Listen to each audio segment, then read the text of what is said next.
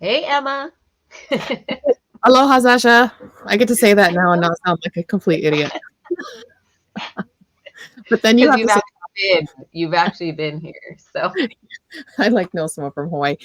It's not something I feel like I can say. Like if you said a howdy, y'all, it would be just as ridiculous. But I can say right. howdy, y'all. I'm from Texas. Hmm. What do So they say in Utah? What's the hey, you guys, like it's you guys. That's a Western thing. Like that's a West Coast thing. So mountain West, West Coast. It's you guys. Hey, you guys. It's there's nothing special about it. I remember the first time I heard somebody say aloha to a group of people, and everybody said aloha back, and I was like, "What is this?" Guess it depends too how comfortable you are. Or a lot of people like that, especially if they visited here, it kind of like reminds them of like a good time, a good vacation, a maybe good time in their life that they've had. So Yeah, I heard it recently where we were at a military base in North Carolina a couple of weeks ago, and one of the women came in and, and said hello to the group, but she said it in Tongan, and then everybody repeated it back to her in Tongan. And I was like, "Oh, this is I've never heard that one either." So it's fun. I think that Polynesian culture is definitely better than most other cultures. I mean, I'm really digging the East Texas culture though here because I mean we're from Austin and we're up here about east of Dallas, and it's the people are just so nice, like Hawaiians nice, very very friendly, very very genuine. We're actually really liking it here. So it was not our plan to move to East Texas this year, but when we took over this investment, it just made sense, and I've been really surprised. My kids are loving it. How friendly everybody is. that's awesome. Well, and then moving to somewhere totally, have you ever lived in Texas before? Yeah, we were in Austin for like 20 years, but it was funny because we were here for a like just sitting at a restaurant, right? A catfish restaurant, down home type of place. And they asked us where we were from, and we just looked at him like, is around these parts, is it better to say we're from Utah or from Austin? And she goes, "Oh, not Austin, honey." I've only been to the major cities, Austin, Houston, Dallas. Yeah, metro areas. It's a fun place. Tons of investing opportunities here though. Have you noticed like how many of the investments we look at that come through our fund or our club are just Texas, Texas, Texas? I mean, probably Mhm. at least half, probably more are Texas investments. It's just a great Well, place to there's a invest. lot of builds going up too. When I was I was just in Austin, and there was a lot of areas being developed, and I was kind of surprised. Yeah, Austin is full of cranes. It's growing pretty rapidly. And it didn't even strike me when I got to Salt Lake City, like how weird it was that there were so many cranes in Salt Lake City, a dozen or so, just looking around, because I was so used to seeing that in Austin, but I guess that's not normal. Hmm. But, tech cities, anywhere there's a big growing tech sector is going to have a lot of skyscraper cranes downtown. So, um, I'll have to check out Dallas. I drove through there a couple of weeks ago and I didn't notice any. So we'll see. Maybe a couple, but I don't know if it's growing quite as fast in the downtown area, but I hear there are a lot of opportunities there to pick up old office buildings. Oh, that's But good. well, do we want to get started on the how to find money to invest? Yes. So we just had a little talk story and we're waiting for people to hop on. So today we're going to talk about uncovering hidden money that you can invest tomorrow. And a little bit about us. My name is Sasha Smith, and we are Rise Capital Investments. We help high income earners, high achievers invest passively for financial freedom and to have the choice to retire early. And I think Emma is going to start off with talking about self-directed IRAs so we can get right into it. Yeah, well, first of all, we just want to disclaim like these are our personal stories, our personal experiences. We're not financial advisors. We do manage an investment fund, but we are not registered investment advisors. So these experiences are some of them mostly our personal experiences, maybe a few from some of our investors, because we do help a lot of investors go through these processes without without without sharing advice, but just our experiences, and then they tell us their stories that they have there. So just make sure that you consult your financial your accountant and your attorney, and just make sure you're doing these things right. And I think the biggest caution I can say is every situation is so unique because the rules of some of these are tax laws and things like that. It can get extremely detail oriented and highly variable, and so sometimes our experiences may not be the best choice that somebody else would go through, depending on which advisors you're using. And so we just want to be really careful that we're not going too far down the rabbit hole on details, because it gets so inaccurate and starts just getting flat out wrong if we start speculating and doing too many hypotheticals. The other thing I've noticed is that people feel like they have to be really tricky and they have to combine and stack all of these strategies and these techniques. And they feel like if they're not able to do these really convoluted, creative deal structures, or the ways that you structure your taxes or your LLCs or any of that, that you're not really making the most of investing. And I think the most important thing is get money, invest money, right? And all of that other stuff can sometimes be a huge barrier because we get so caught up in the complicated details that sometimes we don't even start. So our goal here is to keep things very personal and very simple. Yeah, and I think that's one of the things that I've been learning in investing, especially getting into these more passive investments, is it doesn't have to be complicated. As long as you have the right team around you and you consult, the professionals, you figure out what's best for your specific situation, because what might apply to one person may not apply to the next. Exactly. I mean, what applies to us one year won't apply the next year because our situation or our goals will change. So, and we're always learning more all the time. So, well, we wanted to start out. We're going to go through like 8.5 ideas of where to find hidden money today that you can invest tomorrow. And we're going to give you some quick how-tos, overviews of what it is, and a rough timeline of how long it will take to kind of free up the capital that you may have tied up in other things.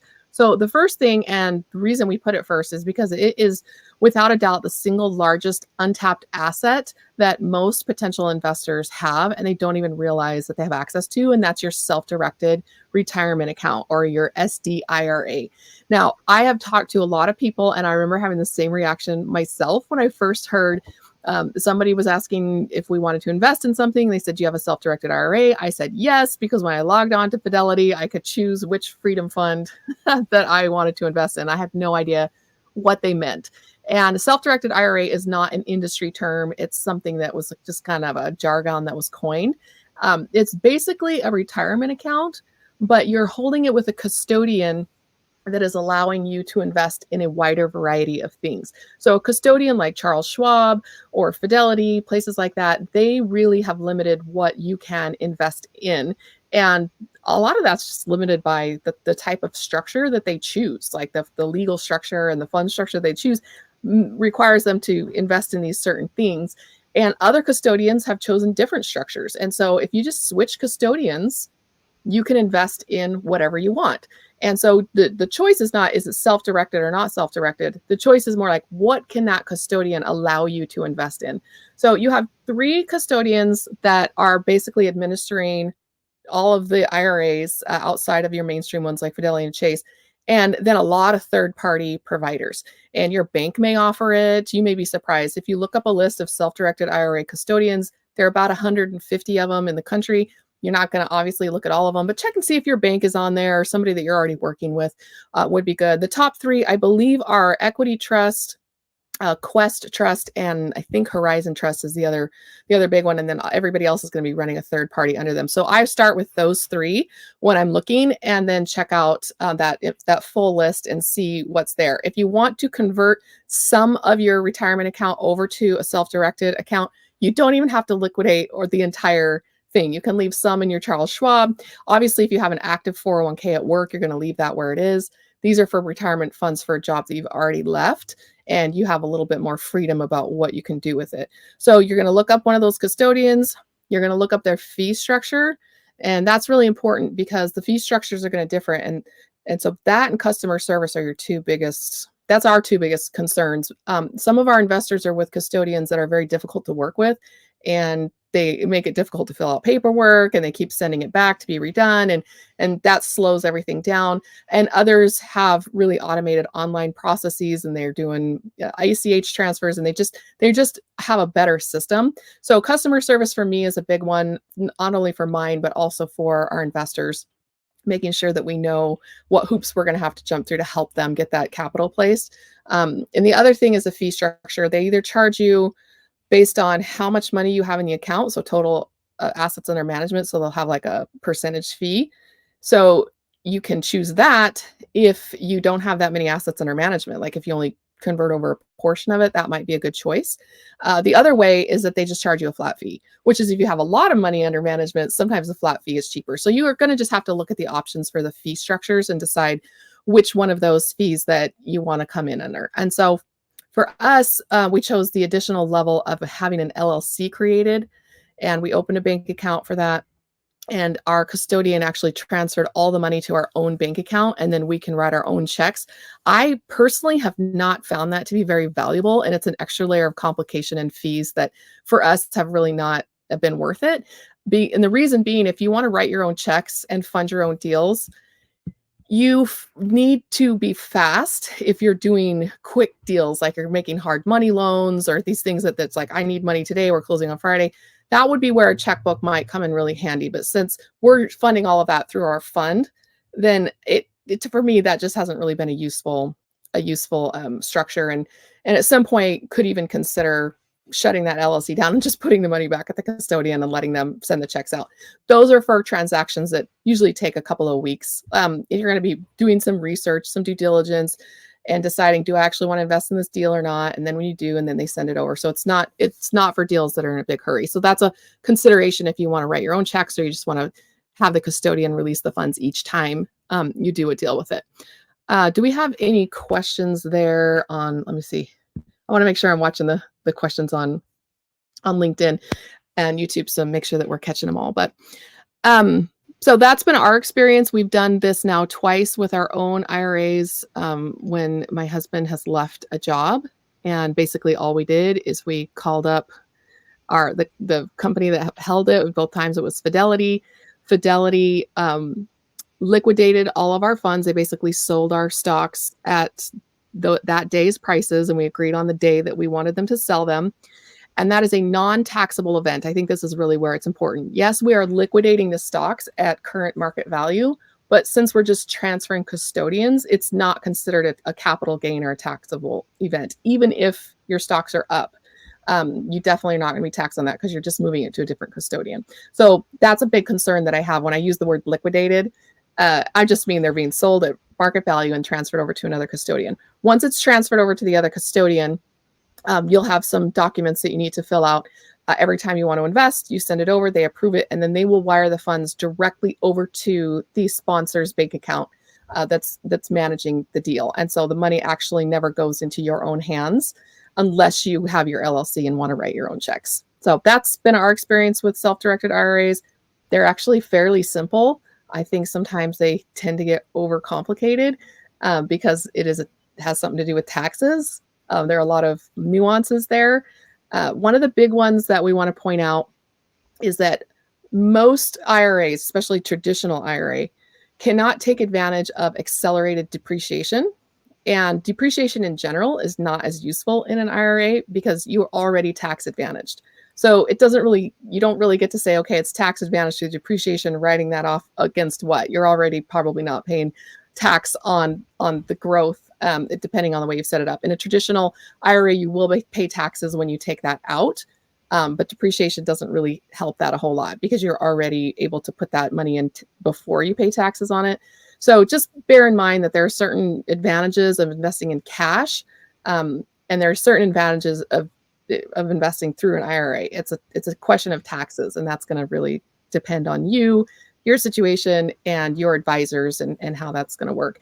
Another thing to consider, just depending on the type of IRA you choose, is some of them are better about not taxing gains that were based on debt. And Zasha, I wanted you to briefly mention that, because your designation for the solo 401k, not everybody qualifies for solo 401k, but one of the advantages of that one is that you don't have to pay the UBIT tax, which basically is gains based on debt, which properties do. So can you share your solo 401k experience briefly? Yeah. So prior to this, I had a solo 401k that was sponsored by the workplace that I was at. And when I quit my job, I kind of just left it there because I didn't know what to do with it. I didn't do enough research on what my options were. And that was back in 2020. And then in 2022, in 2020, I had about 103,000 was my balance. And then in 2022, we started, raising money for different projects, and people were using their retirement funds. And so I went back and I was like, oh my gosh, I think I still have one. And for me, not really knowing much about retirements, I thought it was like a savings. Like when you leave a job, you leave it there, it just sits there. But it's not, it's invested in stocks. And so after that, I went to check my balance, and it was down to, I think, 79,000. And that's when I knew I had to figure out some way to pull it out. I didn't want it to be heavily taxed. So I did contact Dimitri. He's with Sense Financial, and he is also invests in bigger syndications and funds and things like that. And so I knew that he could give me a better perspective on what would help me in my situation. So I coordinated with him and my accountant um, to see what the best, solution was for me to invest it into real estate. And so because at that time I was big on fixing and flipping, I had my own company. I was self-employed. I didn't have any employees. So I could open up a 401k, avoid some of those taxes that you mentioned, roll it over into there, and then also make contributions that would help lower my taxable income as well. And then Um, now I've been able to invest that into bigger real estate projects too, passively. there are a lot of options here. So we have done the rollover twice, but we only have two self-directed accounts. We have a traditional self-directed IRA and we have a Roth self-directed IRA, because we had a Roth 401k. So our contributions went into the Roth account, but our employer match went into the 401k. And so when we rolled it over, it basically was two accounts. One was Roth and one was traditional. And Sasha mentioned that she has a solo 401k, which is one that is designed specifically for self-employed people without employees. And they're all going to have different rules about how much you can contribute, how and when they're taxed. And then you can also do self-directed 529 accounts. You can do self-directed HSAs. That's one of my favorites, because even though you can't put a lot of money into it, the contributions are pretty low each year. Mhm. If you have a high deductible insurance plan, the taxing structure of the HSA is the most beneficial, better than a Roth, because you can put it in before you pay taxes, and then if you take it out, depending on how and when you take it out, you may not pay any taxes when you take it out either. And so that's a really great one. It's very common for people when they do leave their jobs. And here's the thing: is like people who want to retire early, their biggest concern, other than losing their purpose, which is a different webinar, it's a different topic, is what they're going to do for health insurance. And so what we've seen has been very common is to take out a high deductible insurance plan with a self-directed HSA, and then be able to contribute to that self-directed HSA, and then grow the investments inside of there, following the rules, not investing in your own deals and things like that. There are some rules you need to follow, but then they're able to basically self-insure through a self-directed HSA, or to pay cash for their medical expenses while they're letting that HSA grow with these huge tax benefits. So that's a very common solution for healthcare, and one that we're using now that we're no longer employed. So lots of fun stuff with IRAs, but don't just look at your traditional type of stuff. Like if you have a 529 or these other types of tax advantaged accounts, you can self-direct pretty much anything that falls into that kind of retirement savings category, and your custodian will be able to help you with figuring out which of those you have and which are suitable, and you can convert one and not the other. You can do a portion of one and not the other. So it's really flexible for people who are trying to get extra cash to be able to invest and diversify into real estate. Well, and I think every year too, I mean, we are at the beginning of the year. It's good for you to kind of look at all your investments that you have out, including your retirement account and savings and maybe other things that you're invested into, and just really think about, what returns you're getting and try to forecast what's going on, in the market today. And maybe you do have to reallocate some of those funds into something that is a little bit more stable. Because for me, I know we're talking about hidden money, but for me, it was like forgotten money almost, right? We Mhm. like set it and forget it a lot of the times. So I think, nowadays in this market, especially, we have to be more aware of where our money is at. And then, that way we have more control on the potential growth that it could have as well. And so, even tapping into things, our next topic is going to be on HELOCs, personal line of credits, business line of credits. I leverage HELOCs a lot coming from the fix and flip space, and then purchasing rentals using that income, and then also tapping into the equity of those rentals because I bought fixer uppers, fixed them up, you know, improve them, and then would go get a cash out refi. And then on top of that, do HELOCs to then invest in my next project. And so, very familiar with utilizing that, especially being in a more expensive market. You never realize how much equity you can tap into. And so, for example, one of my projects, or even my house, we bought at 420. We put about 80 into it, so we're in all in 500,000. And I did a cash out refi at 7, so I got majority of our money kind of back out, and then also got a year later like $100,000 HELOC on top of that in order to keep investing into other real estate assets. So that's one thing that I definitely recommend you going into your bank, seeing what their interest rates are, if it makes sense for you. And for me at that time, I think the HELOCs were at around 3 to 4%. Now I think they're between 6 to 8. And a lot of the questions I get are like, oh, should I invest in or take out lines of credit when the interest is so high? And for me, I only recommend that if you're going to invest into something that is going to give you an even higher potential return. And it is a risk. You have to also just financially prepare to make those payments, because a lot of times with lines of credit, you have to be able to make now these extra monthly payments on top of, your ordinary monthly expenses. And so that's one thing I think to highlight is you will probably have to make monthly payments when it comes to these line of credit strategies. That's a really good point, and I think something I wanna point out is some of the things we're talking about are active sources of income. Some of them are hidden money, like, that you already have, like in an IRA, but some of these are also debt sources, and so what's the nice thing about it is we get to choose our comfort level of exactly what we want to do and the level of risk that we wanna take, and so we've ordered these more in order of the largest sources of funds, and we haven't really made the differentiation between risk levels. And so the next one that we're going to talk about, definitely we need to bring up that one. But before we do that, I just want to add in the HELOC, PLOC, BLOC world, this is a very, very common technique used by high net worth individuals. And so if somebody has a lower net worth, maybe you're a accredited investor, but just barely, and you don't want to take a HELOC against your personal home because, there's a risk there, right? When people are doing this, a high net worth people are doing this, it's often a HELOC that they have against a rental home. I know that those are a little bit harder to find, but I have HELOCs against my rental homes. And on our personal home, we have a HELOC only. We do not have a mortgage. So we were able to purchase our personal home just on a HELOC. We just went straight for that from the beginning.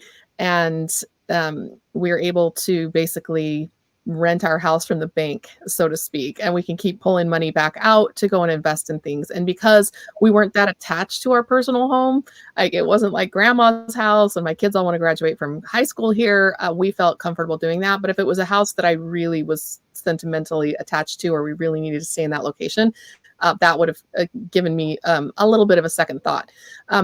Personal lines of credit and business lines of credit, the business line of credit, that's a huge source of funds. And we have a lot of high net worth friends who take money out of their business line of credit because they're getting huge lines, successful entrepreneurs, and they're able to go invest that or loan it out at a higher interest rate. And so again, that does bring a level of risk there, but they like the BLOCs because sometimes it doesn't even have a personal guarantee. So just looking at the level of risk and what you're comfortable with and the options. Like I said, we don't even have a mortgage on our house. It's just a HELOC. So you can really play around with that and get the right fit that makes you comfortable.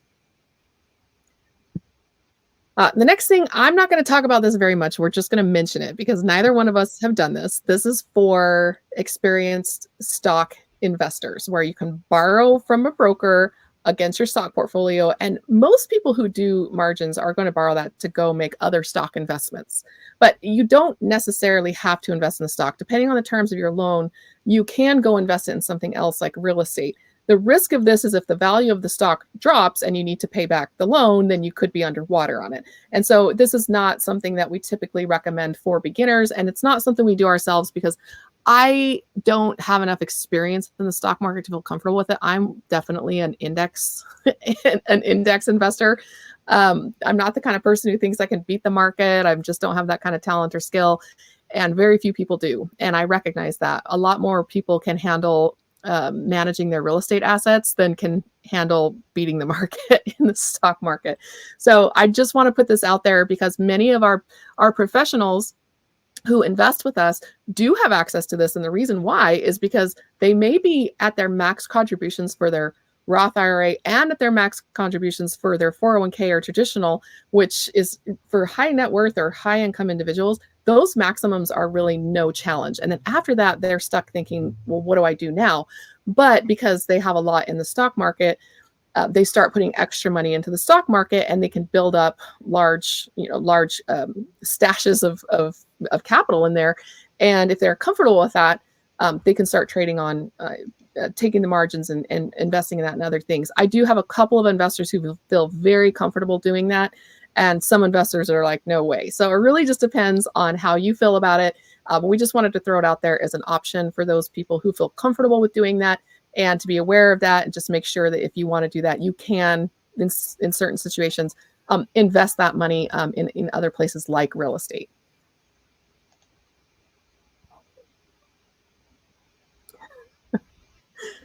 You want me to take this one too? Yeah, I like this analogy. Kill the scared cows, downsize and sell assets. For me, I've always been frugal, but this is a great way. I think, Emma, you have really lived this to the T. Now, roaming around in your mobile home and selling a few of your bigger assets to invest and have more time freedom. So I definitely think this is one that applies a lot to you. Again, this is on a spectrum of comfort. I think the more you're willing to kill the sacred cows, like your expensive house, your car payment, the private school, paying for your kids' college, like the more you're willing to take a look at these sacred cows that everybody thinks, oh, this is what normal people do, right? And being able to say, actually, do we really have to do this? Do we really need this? Do we really want this? Is this a high value target for us? For me, the high value targets are time spent and experiences gained. And so most of the cash that we spend are on those things. And if somebody came and told me, you have to sit in your house doing nothing for the next 2 years, you can't go anywhere, you can't afford to do anything, but your house is going up in value while you sit there, that would probably be an unacceptable solution to me. We've done that in the past.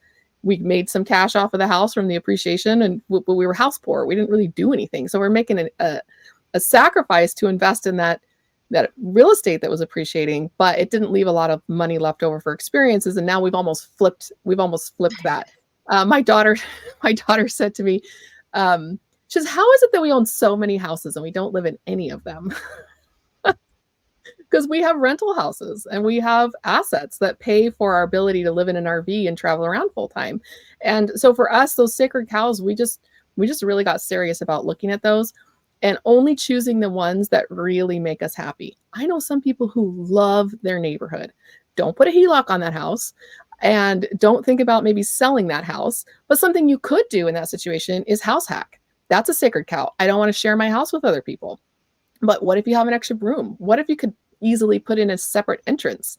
And what if you could finish up an attic space or above a garage? Like, start looking at these things that you would never think. In our house, our big house that we finally got rid of, that we realized, this is not serving us.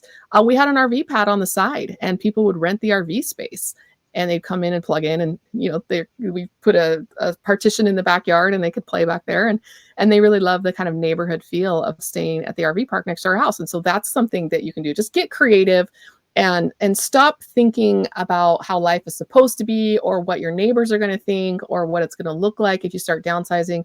Are you going to look poor? Are you going to look unsuccessful?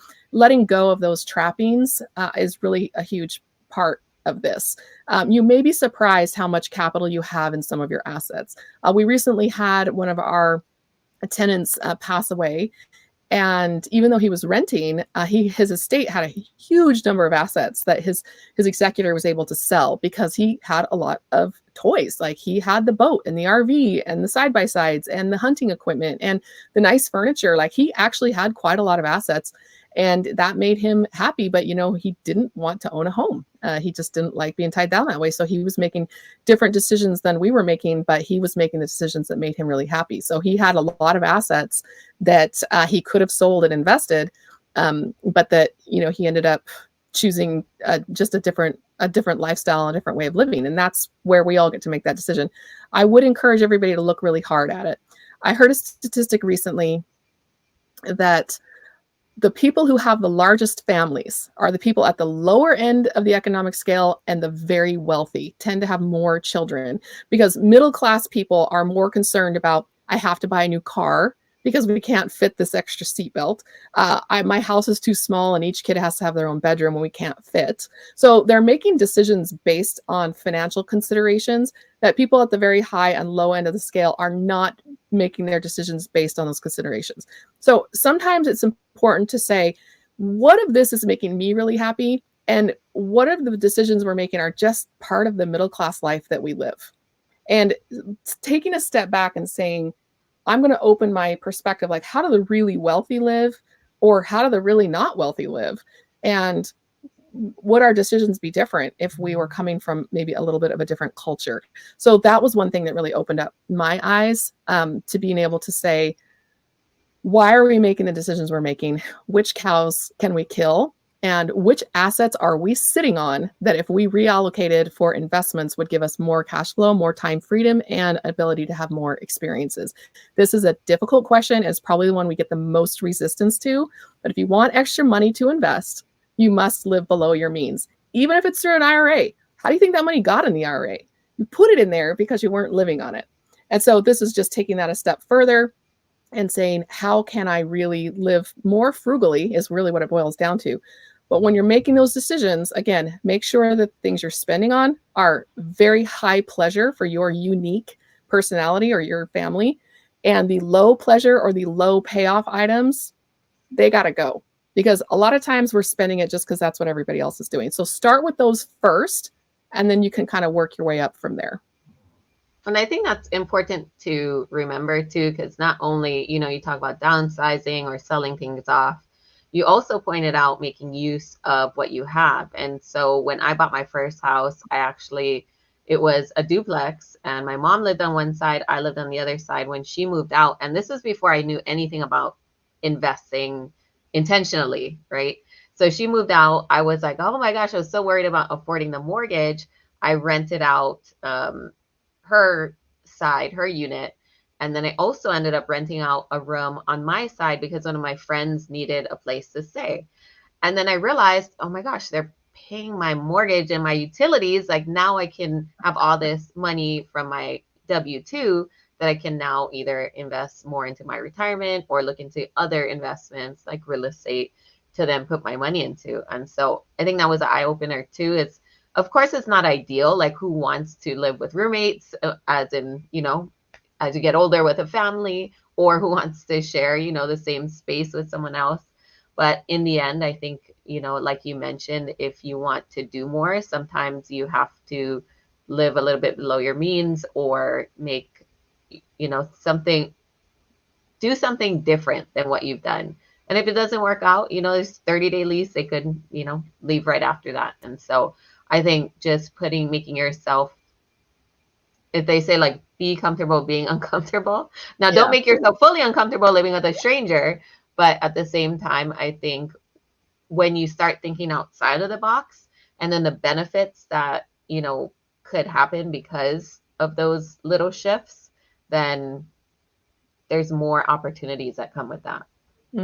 Being creative, because I don't want to suggest like this scorched earth, beans and rice type of lifestyle. That's not what we're Mhm. saying.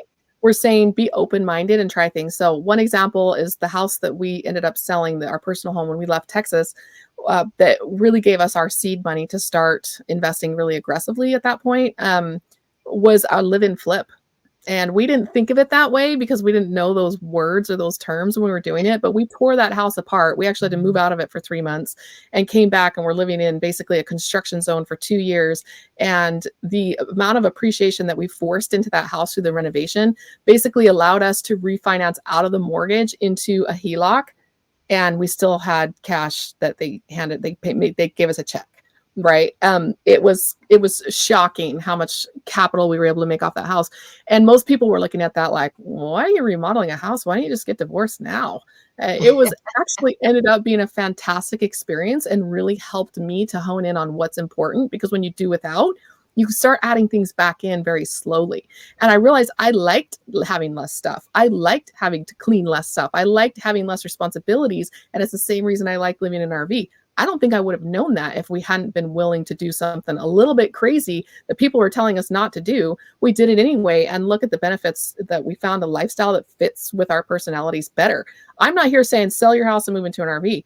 I'm saying if that's something that you might like, if you wouldn't mind having a roommate, if you wouldn't mind these kinds of things, think about the things that are hard for other people but might not be that hard for you. You can't take advice from other people until you try it. Another thing we did is after we downsized out of our big house, we bought a townhome, and it had an unfinished basement with its own entrance. And so we spent about, I think, $45,000 to finish that basement. And we started renting it out on Airbnb. And we had guests down in our own basement. A lot of them, I never even saw them. Like they would come into the entrance, and once a week I would go down and clean it for the next guest, and or my kids would go clean it and I'd pay them for it. And that was like almost no hardship for us. And it was a great investment, added a ton of value to the house and gave us a rentable space. And now that we don't live there anymore, we're renting out the basement as its own apartment, which helps to pay the mortgage so that my adult kids who still live there have a place to live, because they're young. So just think outside the box. You would be surprised at how many ideas that you get.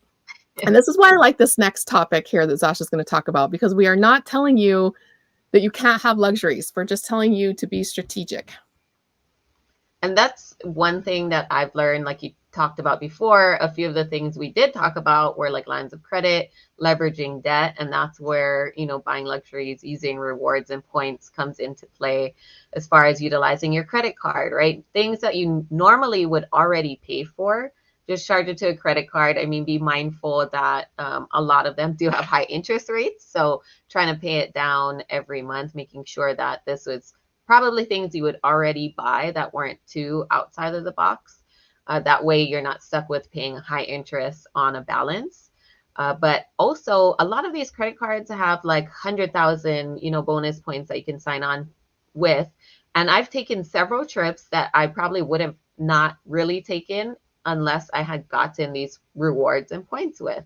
And so, if you think about your groceries daily and even some of your gas and some utilities you can now pay with credit cards, just utilizing that to build more points. And then like you mentioned, just buying things or taking trips or utilizing those points in order to do more luxurious things. I think the last time I went, I just went to a 49ers game and utilized my points for my credit card, things that I would already spend money on, and utilize that for my free airline ticket. And then I connected with another investor, and then, he let me have he had a season pass to the games, and then let me go and sit in his seats. So it's also leveraging other partnerships too and other people around you. But yes, using rewards and points definitely has helped me enjoy life a little bit more and not feel bad about taking,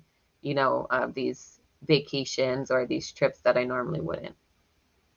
That's a really good point. We did the same thing. I went to San Francisco for the Rugby Sevens World Cup for my birthday in 2018, and I put a bunch of stuff on credit cards, and I think the whole trip cost me like $18 for the airfare, the hotel, and then we bought the tickets with cash. But it was a fantastic experience, and we networked a lot while we were there because who goes to those kind of games? I met a lot of potential investors, especially we had invested in the team, our local team. And so I was invited to the owners' parties and being able to say, like, okay, I went to this event really cheap, right? I also flew to San Diego on points to watch a game there. And that was something I never would have considered doing because I was so afraid of debt. I was so afraid because of people who had gotten into trouble with debt warning me against it. Now, that may seem like really good advice for somebody who's addicted to debt, but to me it's like telling somebody who's extremely frugal that you might get addicted to debt. You might run into a debt problem. It's almost like saying because some people get addicted to alcohol that nobody should ever drink any alcohol ever because there's a risk that you might. And I just didn't relate to the personality. And I realized, you know what? I'm not the person that Dave Ramsey's talking to. I can use debt responsibly, buy stuff I was already going to buy frugally and pay that off at the end of every single month. And if I get into trouble on my credit card, it's not because I lost control. It would be because we lost a job. And, what would we do if we lost a job and we had nothing, no, your emergency fund? We're not saying don't have an emergency fund. We're not saying any of that stuff. We're saying be careful. Debt is a tool that when used well can get you pretty far. And this is a way that you can still have some of those little luxuries that you're used to having. It's not going to pay for your kids' private school, but it can take you on a couple of fun trips. So maybe they don't mind not going to private school so much.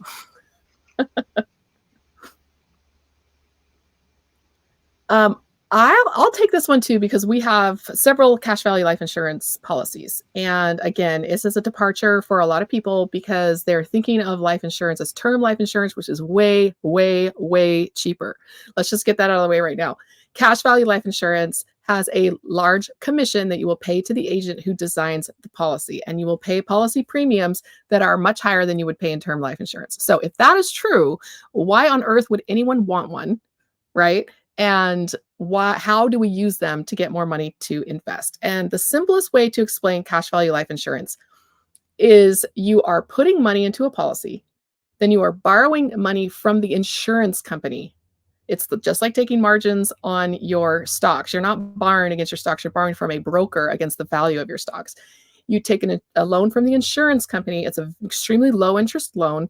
And then you use that to go invest in something else. All the while, and the value inside the policy is going up. It's again, a very low interest.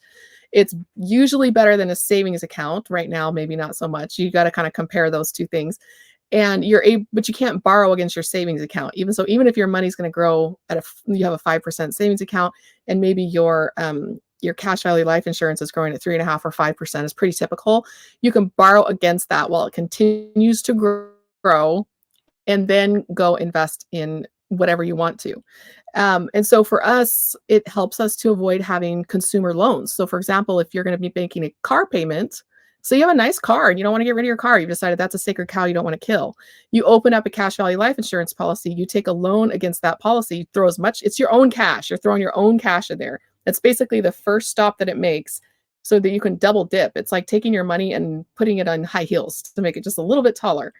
And so again, high heels are not going to make a short person tall, but they can definitely give a little bit of extra height. And so it's just a way to stretch your investment dollars. So you'll pay cash for your car by putting that money into your policy. And then you take a loan to go buy the car, right, from your policy, but you're going to pay cash for it to the dealer. And then every month, instead of putting that payment towards your car, you're going to make the payment towards your policy. And so you're going to get a much lower interest rate loan. It's completely unstructured. So you can pay back as much or as little or not at all if you don't want to. Nobody's going to come and repossess your car. So it's actually a lower risk way to get loans, all the while your stuff is growing. And that's going to save you money so that you might have more to invest. And so these are ways that these things all start to come together. We just borrow out of ours and just go invest it in real estate. And we just keep old cars around because I don't find a lot of pleasure in owning fancy cars. So we use ours. You can use yours however you want to, but basically it is you get a life insurance policy that you borrow against from the insurance company, and there are all sorts of reasons that that this is a great thing. Another thing is that when you take that money out in a loan, it's non-taxable. It's just like a cash out refinance on your house. You don't pay money on gains that you received through borrowing. So if you get a cash out refinance on your house, that's not a taxable event. Taking out a loan from your insurance policy is not a taxable event. And so it allows you to be able to put as much money as you can in there. And then during retirement, you start to draw that out to actually live on. And then when you pass away, that value that you have borrowed is just reduces your death benefit by that much. And your family still gets a nice payment. The other thing I like about cash value life insurance policy that has nothing to do with money or taxes is that our policies go until we're 110 years old. And term will typically expire after 20 years. You just want to get your kids out of college maybe, and then you're going to let that policy go away. But in our case, we are able to have that policy extend well past when we have a reasonable expectation to live. And our kids will still get that inheritance, which means we can actually donate more of our estate to charity, knowing that our kids are still protected in their inheritance from this life insurance policy. So for us, that's an added benefit to our family trust and our family bank.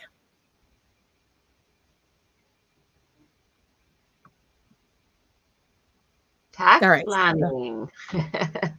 So for me, this is highly important. Even now, I'm in touch with my CPA. 2023 just had ended, and there's so many different ways that you can utilize different parts of the tax code to your benefit.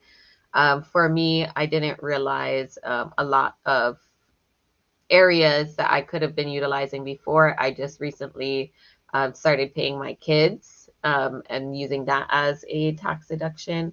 And then also, when we previously talked about it, but also contributing to your retirement account, and then other sorts of tax benefits, as far as even like restructuring how your properties are held or what you're investing into.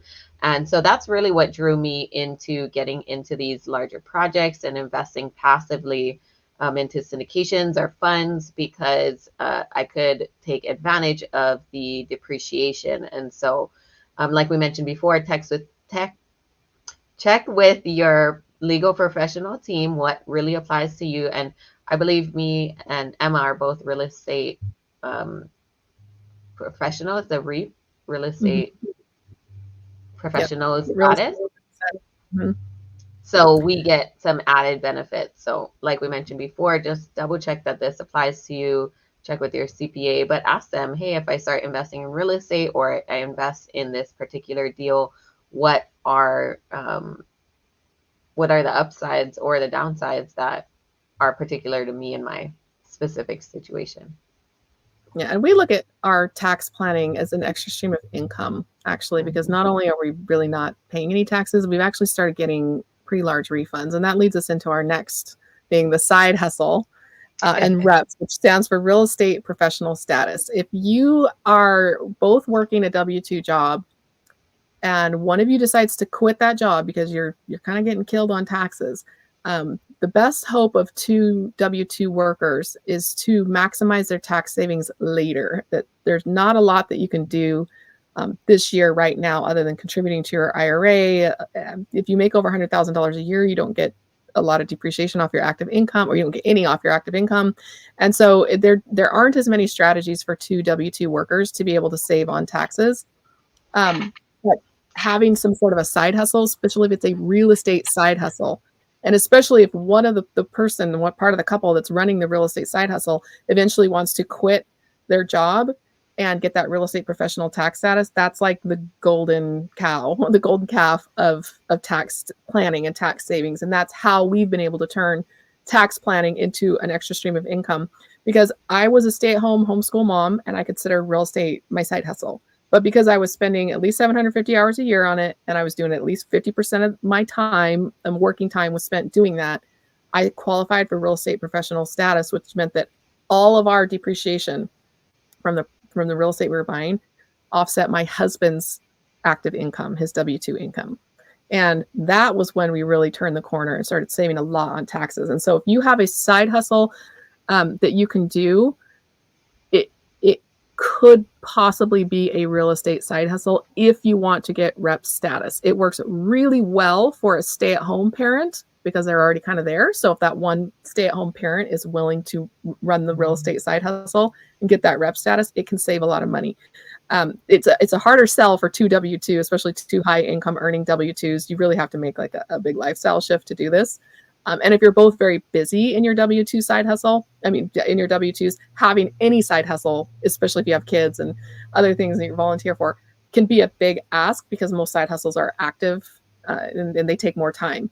And so this is a great fit for some people and it's a terrible fit for other people. But again, we want to make this list comprehensive and make sure that you understand what your options are. For us, for Zasha and me, that's been a huge source of income and tax savings to have this real estate side hustle. But I mean, you could just go cut grass every once in a while. You could do all sorts of other things. And so we've got 8.5 here with some ideas of things that you can do. Doing some extra consulting on the side if you have a high value professional skill. You can flip assets. My family flips tractors. Like they buy equipment like backhoes, dump trailers, and fix them up and sell them. We have some friends who flip land. We have some friends of ours who flip domain names, and it's their full-time business, but it can easily be a little side hustle. And just thinking about ways that you can bring in some extra money by extra work and extra time, according to how much you have. This is like the classic stay-at-home mom is going to babysit to make a little bit of extra money. And she may not need to do that to make ends meet. And she may not even need to do that to have piano lessons and vacations and fun stuff like that. But she's choosing to do it because she, one, finds it to be fulfilling and doing something with her mind and her time. And she's kind of running a business and she likes it. But she's saying, okay, well, we're going to take all this money that I'm earning and invest all of that when maybe she wasn't working at all before. And so these kinds of things where you're finding stuff in your house that you can flip. You know, people will go and buy stuff at thrift stores. Gary Vaynerchuk is big on this one. If you got no money, you go to the thrift stores and start selling stuff on eBay and Facebook Marketplace. So some of these are really going to move the needle if you do them right, and some of these are almost not worth the time. The juice is not worth the squeeze. So this is going to be very, very individual for you. But I'll give you one example that makes great money.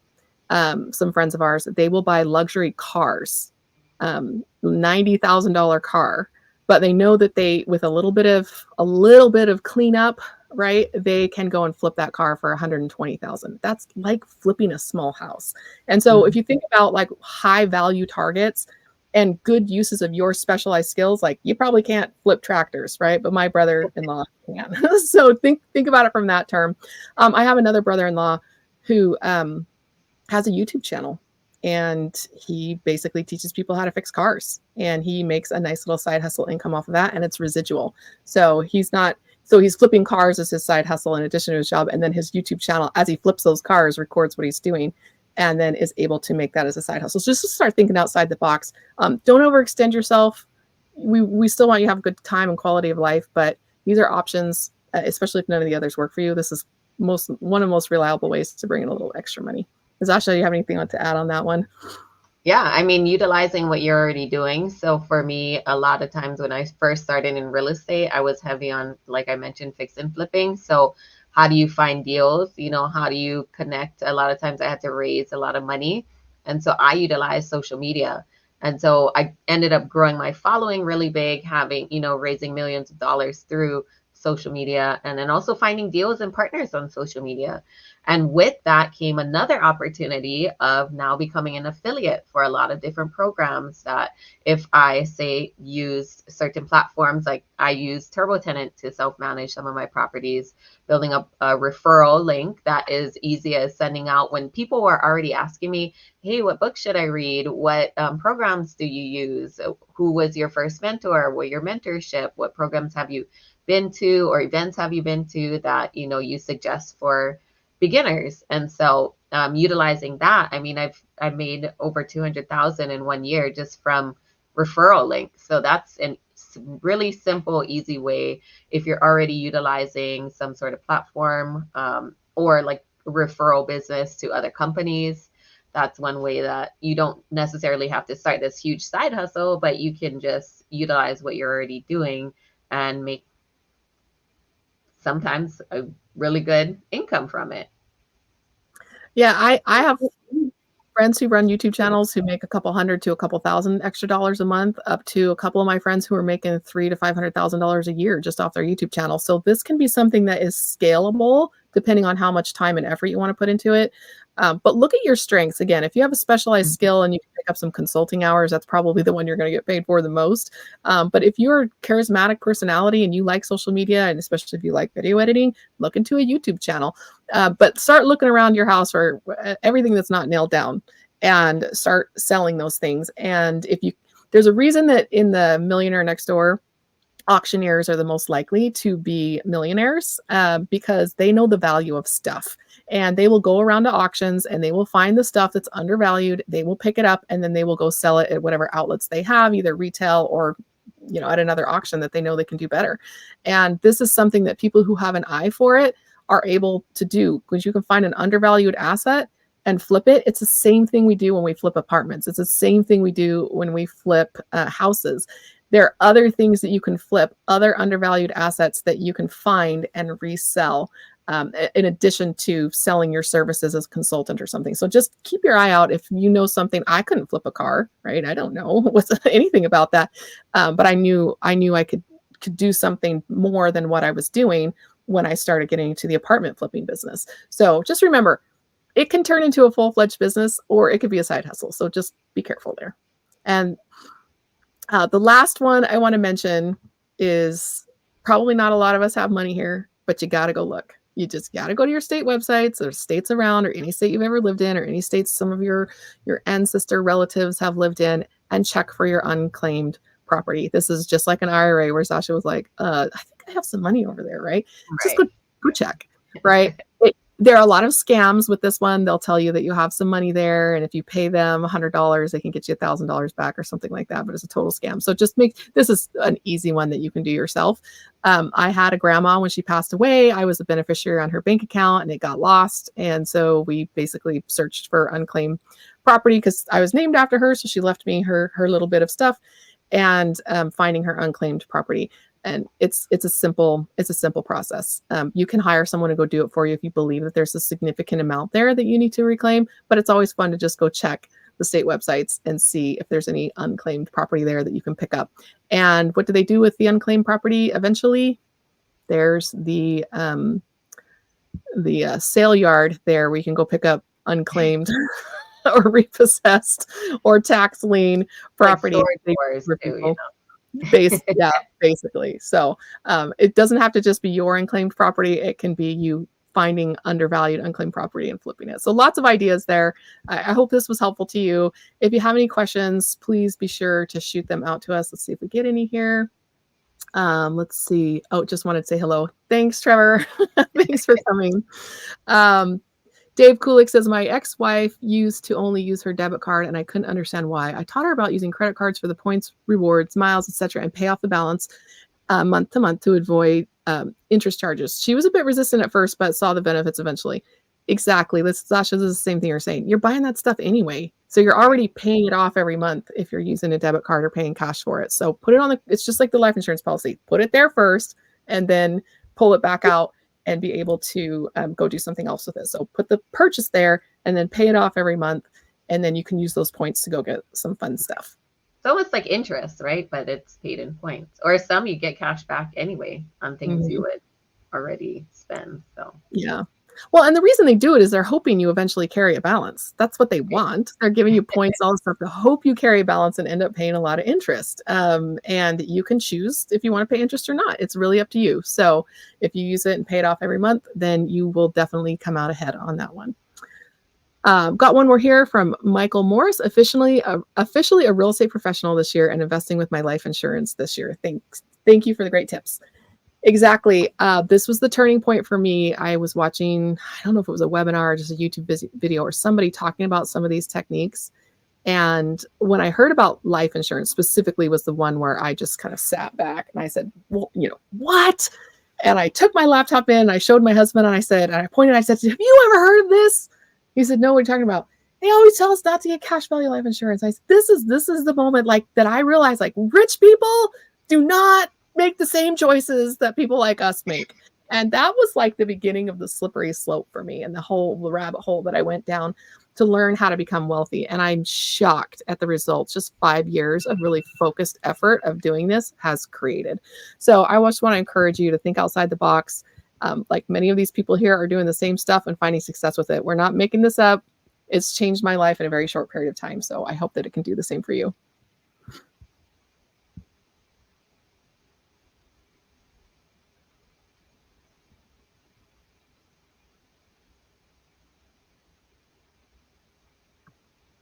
Is there any other questions? I'm just waiting for the screen to pick up on LinkedIn itself. I'm still talking over there. Okay, it's done. Bye, everybody.